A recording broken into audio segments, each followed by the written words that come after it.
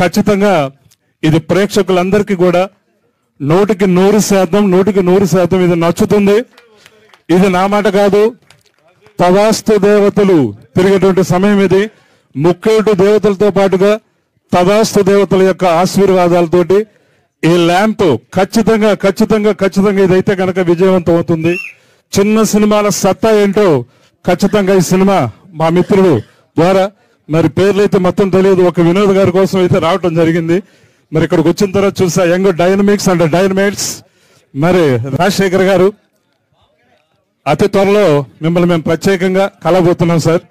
ఈ సందర్భంగా ఈరోజు నాకు అవకాశం ఇచ్చినటువంటి ఈ సినిమా టీంకి, మన సినిమా టీంకి మరొకసారి ఆ సాయినాథుడి కృప కటాక్షాలు నిండుగా మెండుగా దండుగా ఉండాలని కోరుకుంటూ సార్కి ఒక చిన్న సన్మానం చేయబోతున్నాము.